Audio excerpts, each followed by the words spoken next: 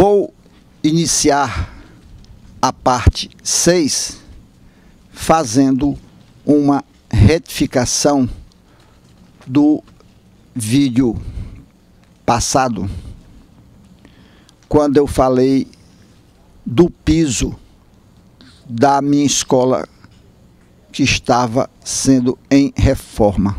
Estava em reforma, né? Eu falei que o segundo piso foi colocado com marmorito. E não foi. Foi granito. O primeiro piso foi com pastilhas, o piso não deu certo. O segundo piso foi com granito, né? Granito, que também não deu certo porque começou a rachar. Aí a construtora teve que, na terceira reforma, né, teve que fazer o novo piso também com granito, né? E aí esse piso foi até 2003, quando eu me aposentei, né? Quando eu saí da escola, a escola estava com o terceiro piso, né? Ok? Então só uma retificação quanto ao o material, né? O novo piso, né? Mas estou iniciando essa parte, a parte 6. Vou começar com um assunto que eu já falei, mas eu vou repetir de outra forma.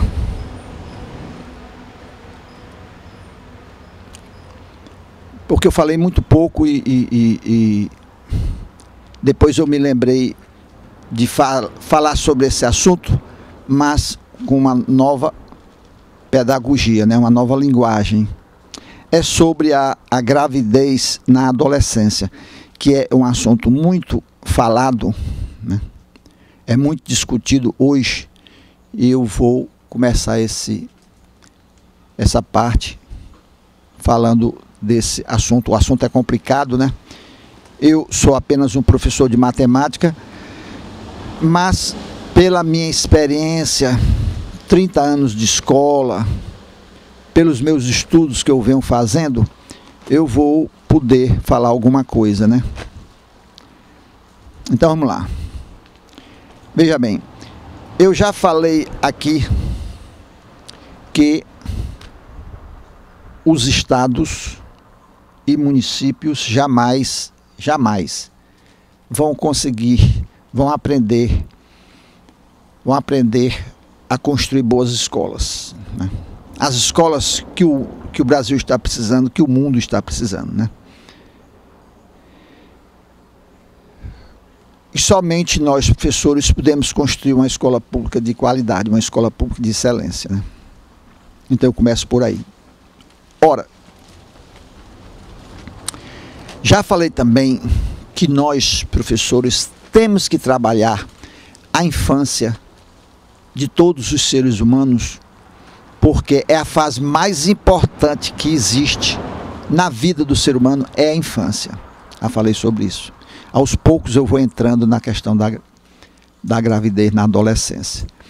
Então, nós temos que trabalhar essas crianças, nós temos que trabalhar seres humanos, né? As meninas, eu vou falar aqui das meninas, né? O assunto aqui são as meninas. Logo cedo, na infância, nenhuma menina pode perder a infância. Nenhuma menina. Nós temos que trabalhar bem a infância. E é a época, a criança começa a ter um foco na vida logo na infância. Tem que ser assim. O nascimento do foco na vida começa lá na infância. Tem que começar na infância. E é essa escola que nós temos que construir, né? Então, a menina, ao chegar na adolescência, ela tem que pensar no futuro. Já tem que pensar no futuro. Se ela foi bem educada na infância, foi bem trabalhada, ao chegar na adolescência, ela já adquire um foco na vida. Um foco. Ela já tem que pensar no futuro. No futuro. E a escola é a maior instituição para abrir as portas para o mundo. Quando essa escola não abre as portas para as nossas meninas, elas começam a mudar de comportamento. Elas percebem que não, pelaquela escola, elas não vão ter futuro. As meninas conhecem quando a escola é boa, quando a escola não é boa. Então elas começam a ficar vulneráveis, essa palavra certa que eu anotei aqui para não me esquecer.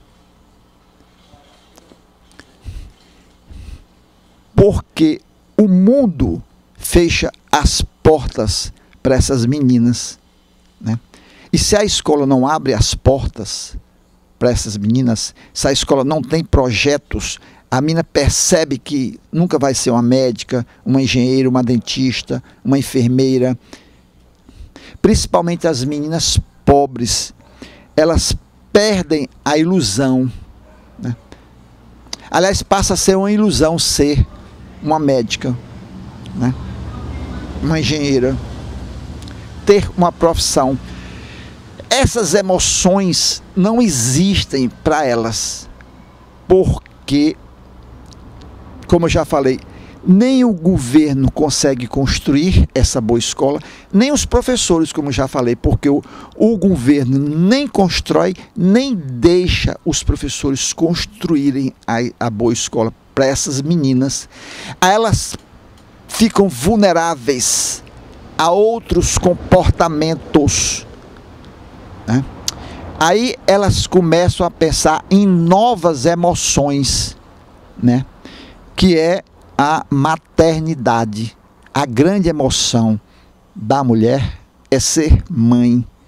Então, como essas meninas não têm um foco, nunca adquiriram um foco, isso de uma maneira geral, né, claro, aí elas partem para a maternidade.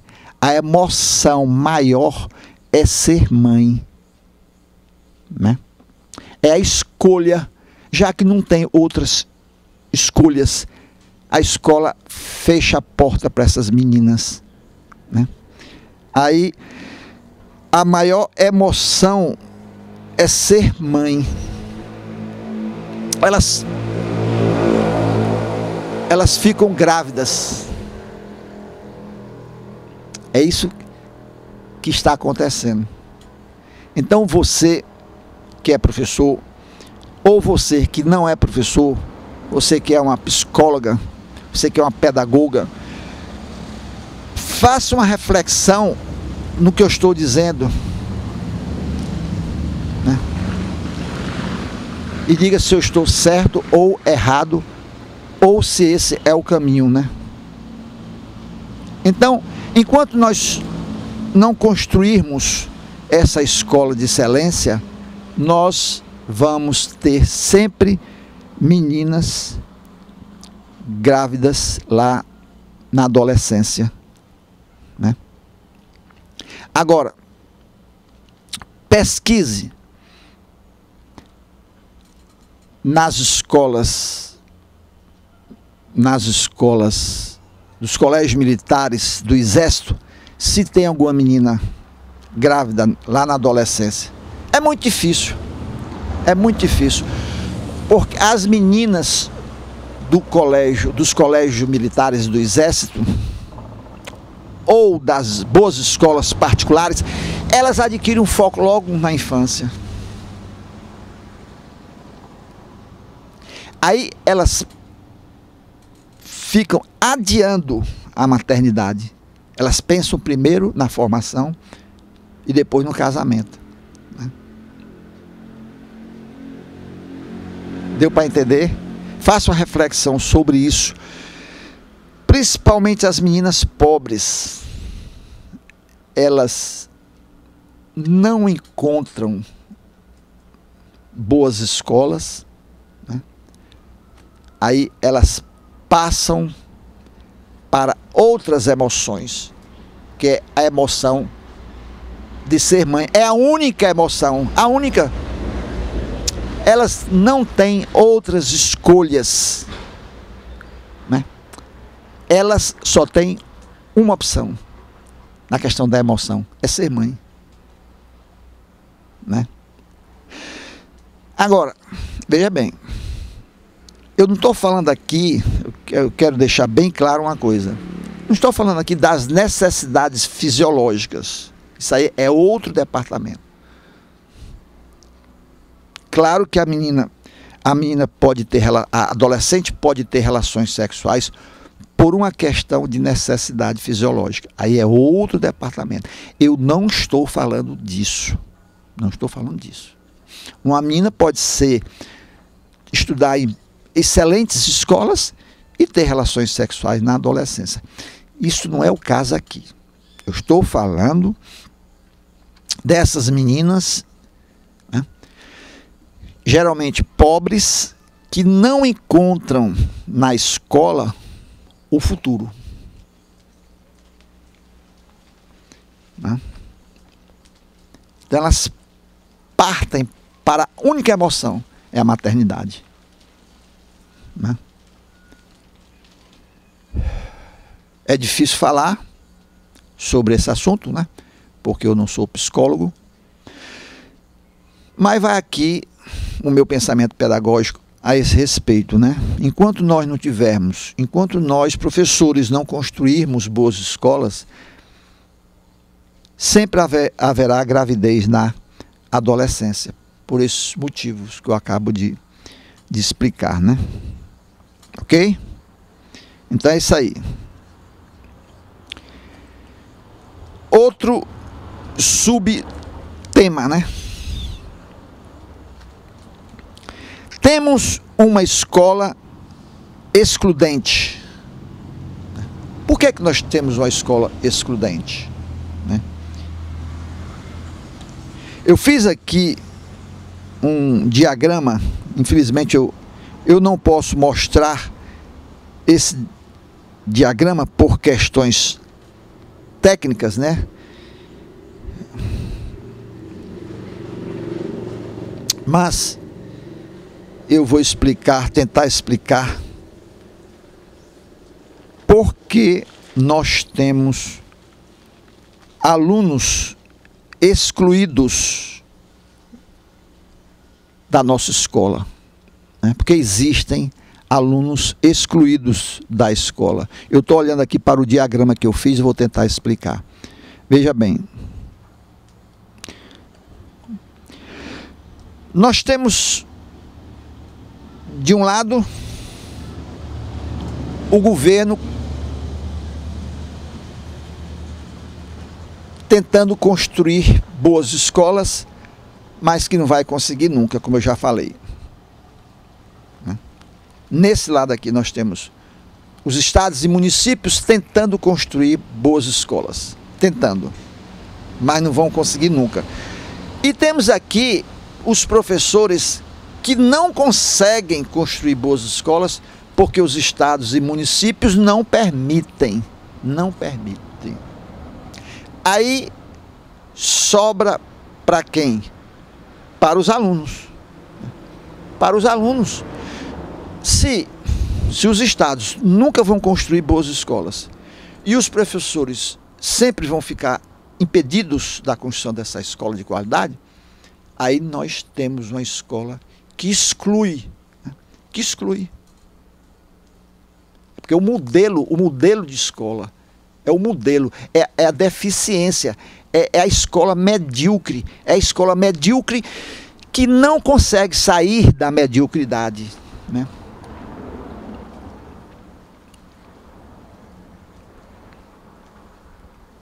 A escola precisa ter projetos.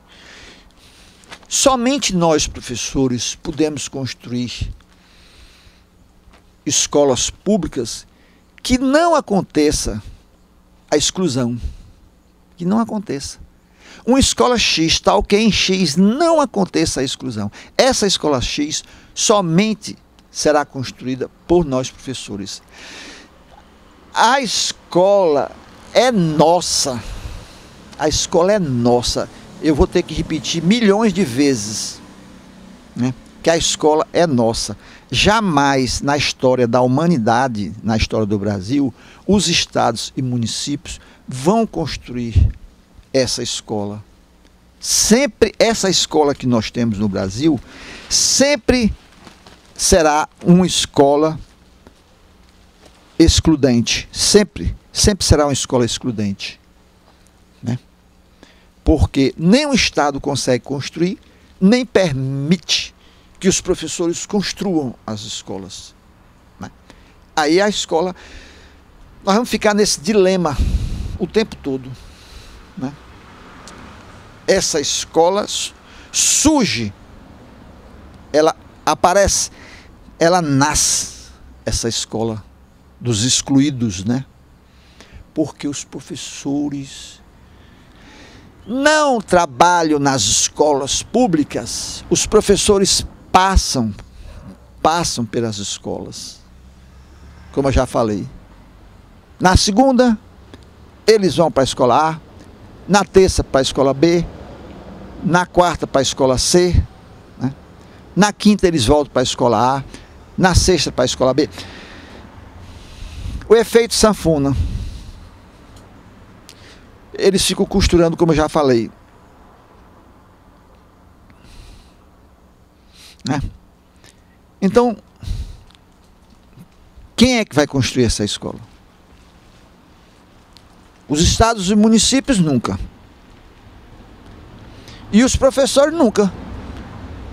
Porque os estados e municípios não permitem que os professores construam as escolas.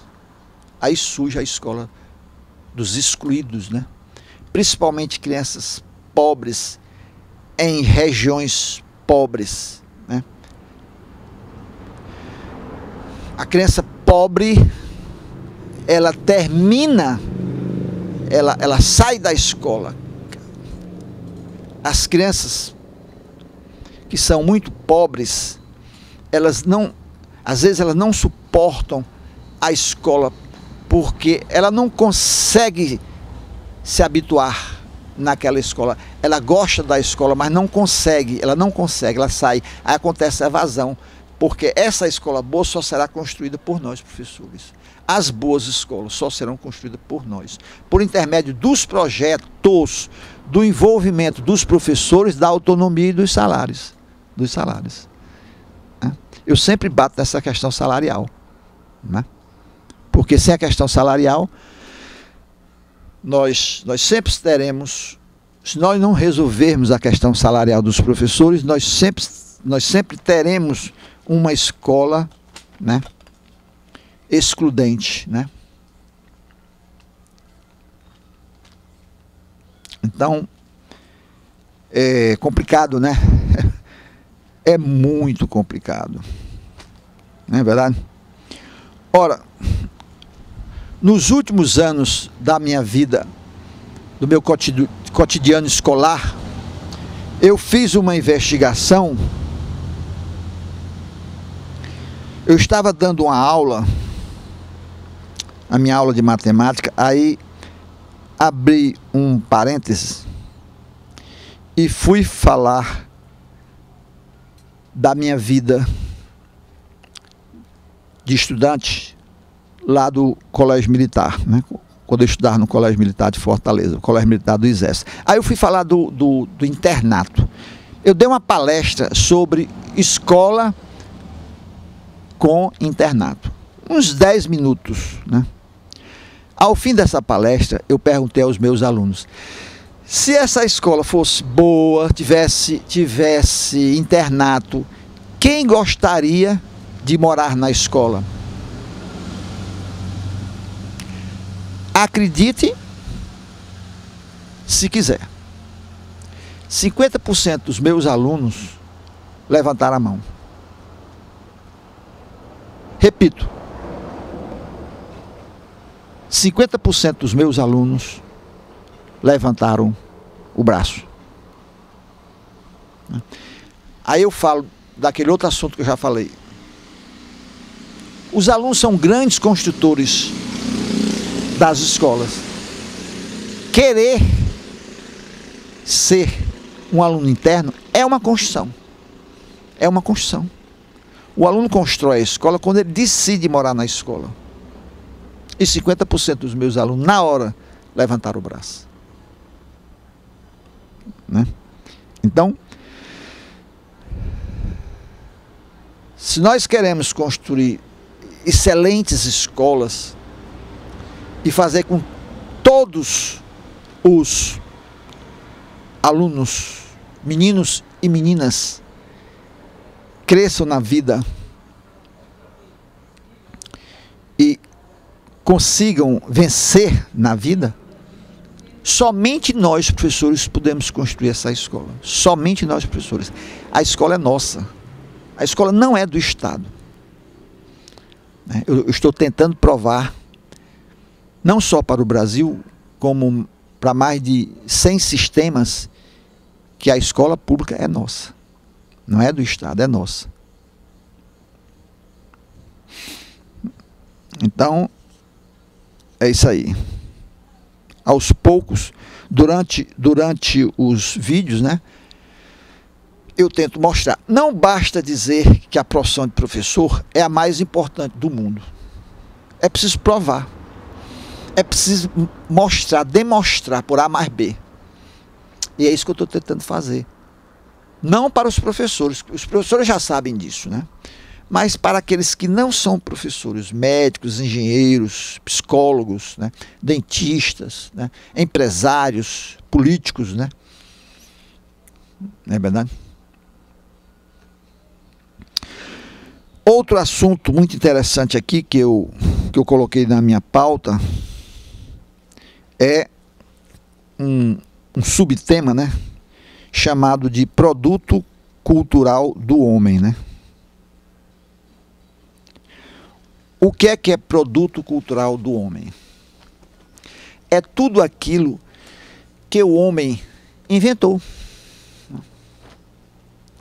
A panela de barro, a canoa, o barco, o navio, a bússola, o avião, o computador, o celular, né? Essa filmadora aqui é um produto cultural do homem, né? A escola também é um produto cultural do homem, porque foi o homem quem inventou a escola, né? A escola, a origem da escola começou quando os professores, né, os filósofos, começaram a dar aulas em casa. Nessa época não existiam as escolas, né? O que existiam eram o que existia era aquele filósofo que dava aula em casa, né? Em casa.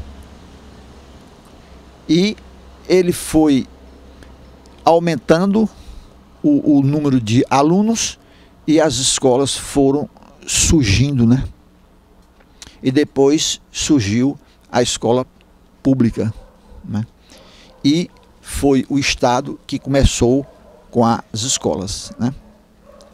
Mas o que eu quero dizer com isso é que os estados não fracassaram, mas também não fizeram sucesso. Até hoje, os estados e municípios não conseguiram construir uma escola pública de qualidade. Não conseguiram. Então, quer dizer que já está na hora do governo soltar as rédeas para os professores, entregar as escolas aos professores. Os estados e municípios vão continuar no erro. Estão errando e vão fazer a manutenção dos erros, porque empancou. Não tem mais como os estados e municípios construírem essa escola pública de qualidade. porque as escolas públicas são nossas. Somente nós, professores, podemos construir uma escola pública de qualidade. Essa escola pública de vencedores, de pessoas que vencem na vida, homens e mulheres. Ela é a instituição mais importante para formar seres humanos. Então, nós precisamos de mudanças, mudar. O Estado sai, estados e municípios, entregando essas escolas aos professores. Agora, para entregar, veja bem, para entregar as escolas públicas aos professores, aí eu torno a repetir, é preciso formar aqui, ó, os professores em regime de internato. 6 anos em regime de internato. Nós vamos ter que formar uma nova turma de professores, porque esses professores que estão nas escolas, eles vão se aposentar. E aí? Nós não podemos entregar as escolas aos novos professores que estão entrando. Nós temos que construir as academias, né, e formar o professor, formar os construtores de escolas públicas. Aqui, ó, em regime de internato. Agora, o professor tem que ter uma carreira e ganhar bem, né? Aí ele aprende a isso aqui, ó, autonomia, e ele começa a se envolver com essa escola. Ele vai trabalhar apenas numa escola. Quanto aos professores que estão agora nas escolas, nós vamos ter que indenizar o sistema, né? O governo, o novo governo, né?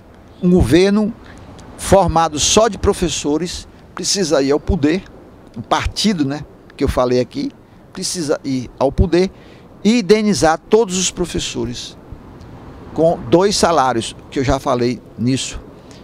Já falei nisso aqui, né? 2 salários. E mandar mais verbas para as escolas por intermédio das unidades executoras, né? E ao mesmo tempo construir as escolas públicas federais em todos os povoados do Brasil. É essa escola que os professores vão construir. Eles vão praticar a construção, né? Então é isso aí.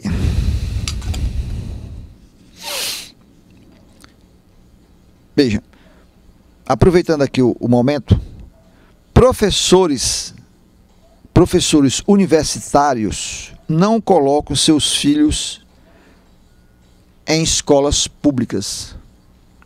Professores das escolas públicas, quando podem, colocam seus filhos nas escolas particulares. Isso por que isso acontece? Né? Porque a escola pública não é boa. Quando eu dava aulas, muitos dos meus colegas professores colocavam seus filhos nas escolas particulares, né? Porque eles percebiam que a escola não era boa e colocavam seus filhos nas escolas particulares. Isso não quer dizer que as escolas particulares no Brasil são escolas de excelência. Não, apenas muitas são melhores do que as nossas escolas, né? Nossas escolas públicas, né? Ok? Precisamos ter a nossa própria engenharia. Pedagogos, arquitetos, engenheiros civis, mestres de obras e operários. Nesse meu projeto teórico aqui de escola, eu coloco uma empresa construtora em cada estado, apenas uma, para que os professores pratiquem a construção. Então, por exemplo, Pernambuco. Quando os professores forem formados nas academias, aí os professores, o governo federal, né, contrataria um mestre de obra,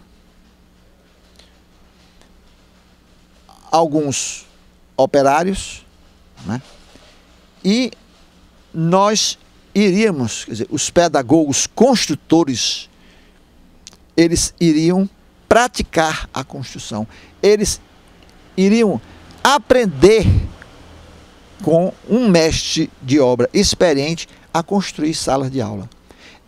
É preciso o professor precisa praticar a construção. Já falei isso em outros vídeos, né? O item 20 de outros vídeos, né? O item 20, logo lá no começo. Se eu não me engano, foi no primeiro DVD, primeira parte. Item 20. Praticar construção. Os professores precisam praticar construção. Porque os prédios escolares, os bons prédios escolares, só serão construídos por nós professores.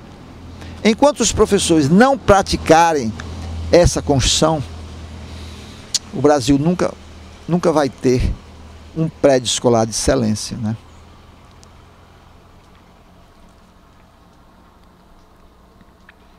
Visite um prédio escolar de uma escola particular. É muito melhor do que uma escola pública. E dura muito mais, né? E dura muito mais. São poucas as reformas. Às vezes nem tem reforma. Porque são tão bem feitos que não tem reforma, né? Então, nós começaríamos com um grupo. Em cada estado, um grupo. Só um. Para que os professores praticassem a construção dos prédios escolares, né?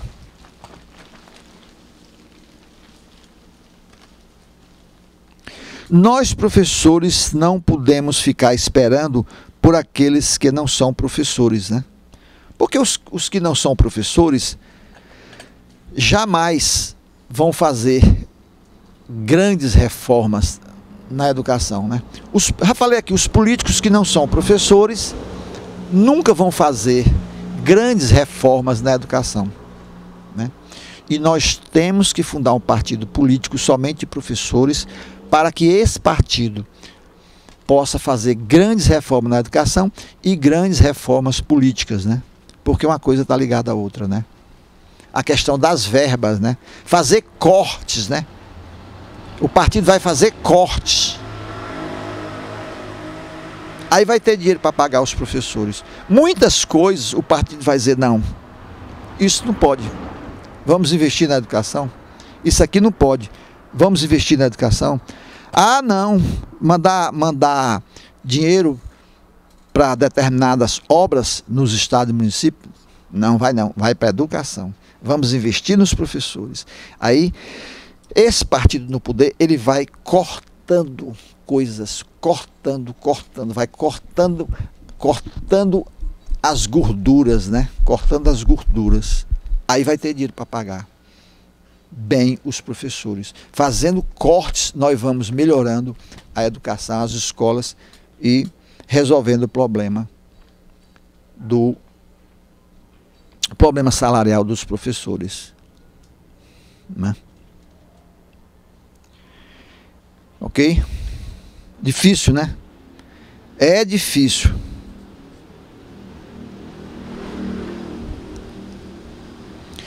Erros e a manutenção dos erros, né?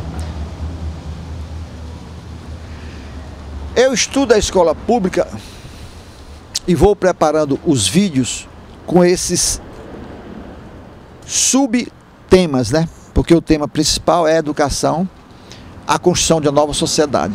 Mas eu estudo a escola e vou anotando nesses meus cartões os subtemas, né? O que eu quero dizer com isso? Erros e a manutenção dos erros. Ora, as escolas públicas de São Paulo Eu vou dizer isso porque eu já investiguei, né? E muitas coisas que eu investigo, eu tenho que divulgar, né? Não todas, claro. As escolas públicas de São Paulo já tiveram 5 turnos. 5. Até hoje eu não consigo entender como é que uma escola pode ter 5 turnos.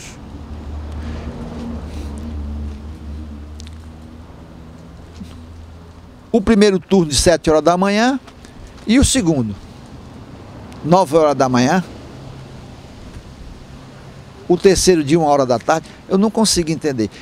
Eu consigo entender uma escola com 4 turnos. Por exemplo, Pernambuco, aqui em Pernambuco, nós já tivemos escolas com 4 turnos. Quando eu entrei no estado para ser professor, a escola tinha 4 turnos. 4. Eu fiquei apavorado. Mas funcionava. Primeiro turno às 7 horas da manhã. O segundo turno, que era chamado turno da fome, 11 horas da manhã. O terceiro turno, 3 horas da tarde. E o quarto turno, 7 horas da noite, né? Mas por que as escolas são recheadas de turnos, né? A escola fica recheada de turnos. A escola vira um verdadeiro inferno, é o entra e sai de alunos, né? Hoje não, as escolas de Pernambuco já têm 3 turnos, né? Por causa da luta dos sindicatos, né? Talvez por pressão, mas por que as escolas têm muitos turnos?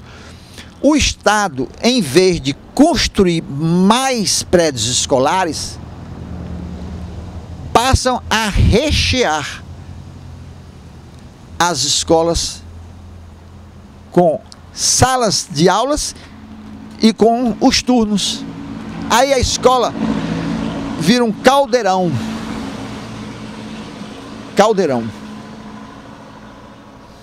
Vira um inferno, salve-se quem puder. Não há como uma escola sobreviver cheia de turnos e recheadas de salas de aula, né?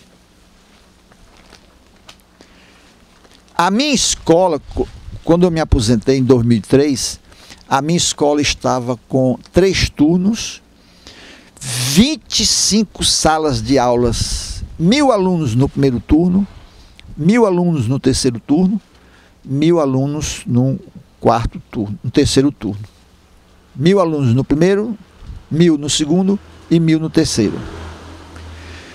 Um verdadeiro caldeirão. Então, por isso que eu digo, os estados nunca vão aprender a construir escolas, né? Porque o estado alega que não tem dinheiro para construir mais prédios escolares, aí fica recheando as escolas, aumentando o número de sala de aula.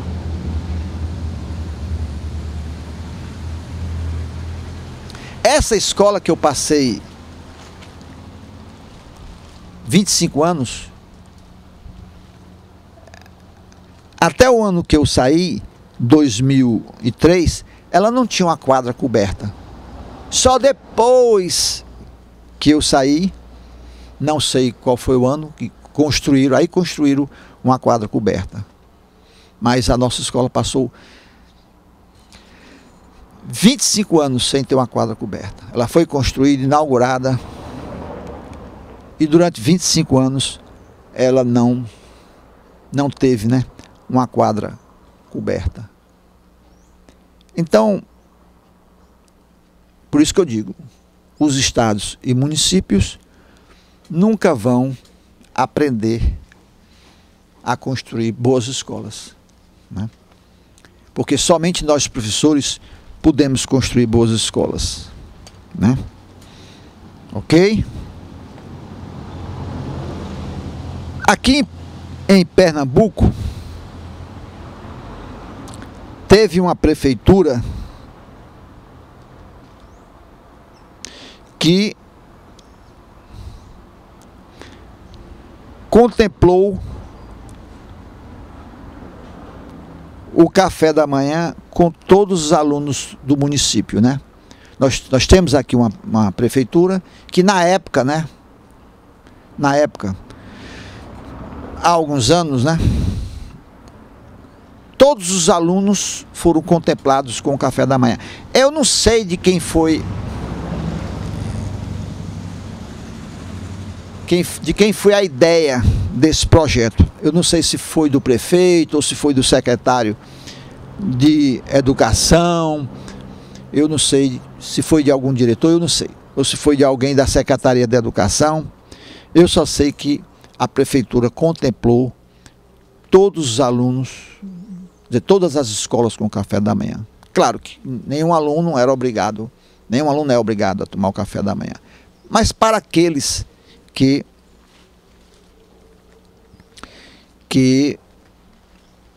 quiseram, né?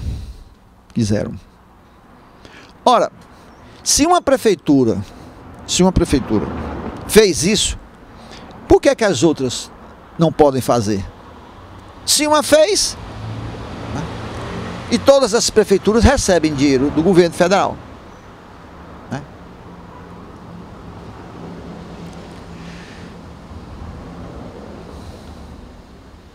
Essa prefeitura, isso é uma construção. Isso é uma construção, né? Eu já disse aqui, uma boa escola começa com o café da manhã.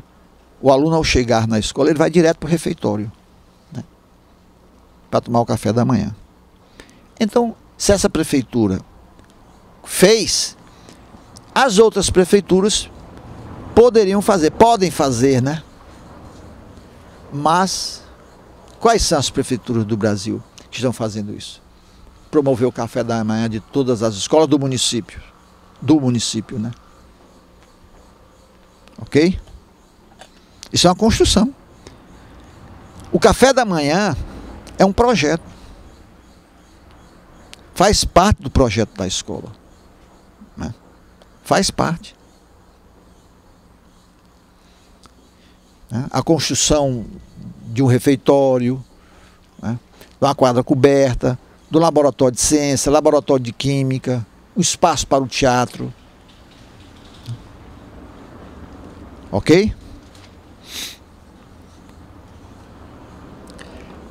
Aulas de recuperação, autonomia dos professores. Ora, essa escola que eu estou construindo aqui, teoricamente, quando o professor estiver trabalhando apenas numa escola, ele vai ter autonomia para aumentar a carga horária dele, já que ele vai passar o dia na escola, ou dar aulas de recuperação. O professor de matemática, por exemplo, ao sentir a deficiência dos alunos, ele mesmo toma uma posição. Ele poderá dar aulas pela manhã e à tarde dar aulas de recuperação. Ele reúne os alunos para a aula de recuperação, já que ele vai passar o dia na escola, né? Vai ter uma carreira e vai ganhar para trabalhar apenas numa escola. Ele vai ficar livre para corrigir provas, né? Preparar as aulas, dar aulas de recuperação, como eu já falei. Isso é a autonomia do professor. O professor fica à vontade, né?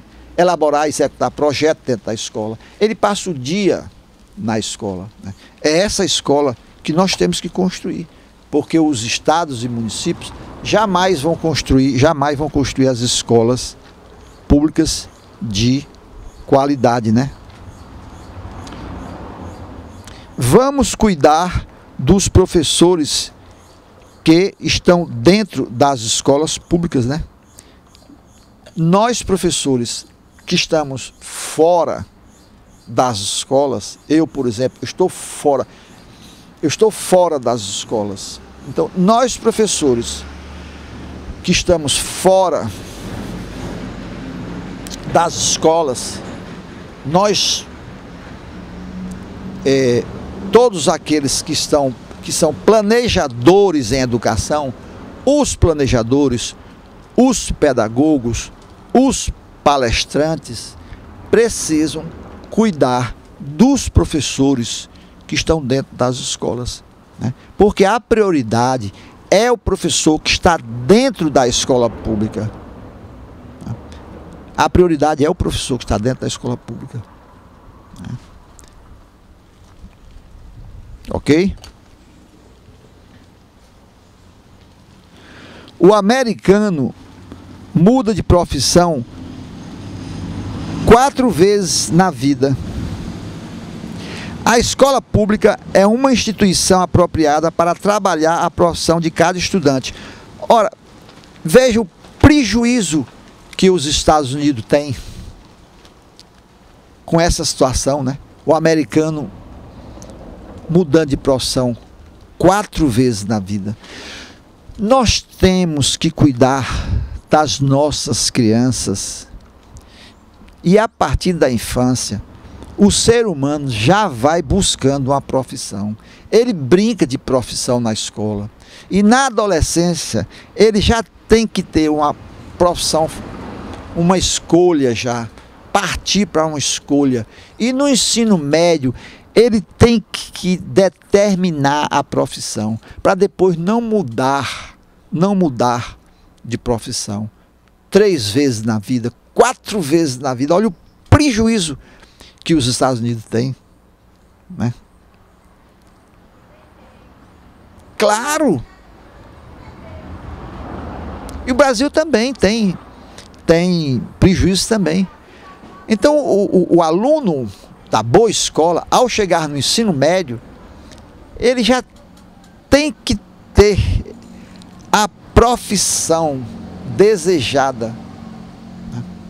A escolha tem que acontecer até o tempo do vestibular. Ele não pode errar. Ele tem que escolher antes do vestibular e trabalhar naquela profissão para sempre, né? A escola de boa qualidade, ela tem condições de trabalhar o aluno nessa questão, com os testes vocacionais, né? Como eu já falei antes, né? Os testes vocacionais, né? Salário é uma conquista, né? Salário é uma conquista. E é mais um motivo de eu estar produzindo esses vídeos, né? Porque não basta apenas dizer que a educação é a coisa mais importante no país. É preciso provar, demonstrar. É por isso, é mais um motivo de eu estar produzindo esses vídeos, né? Que eu produzo, um motivo de eu estar produzindo esses vídeos é tentar mostrar que o salário é importante.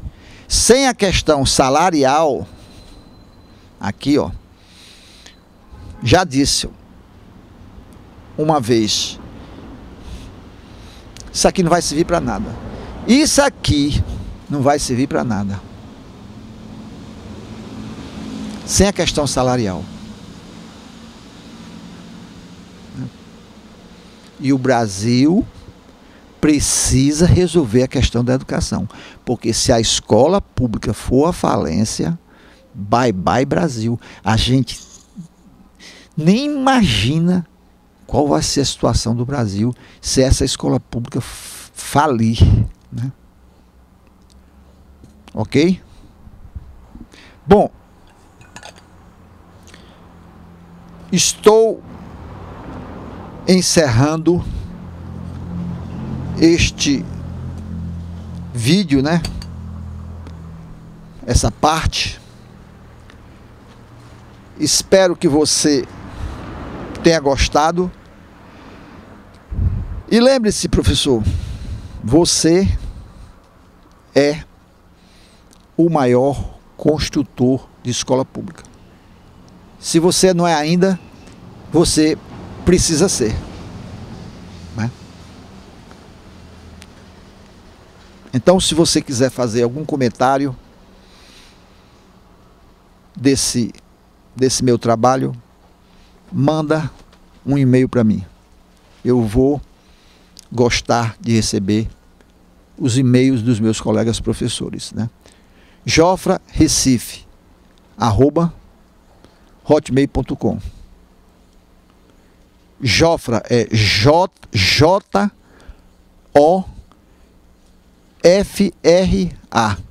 Jofra, que é de José Francisco. Eu juntei, né?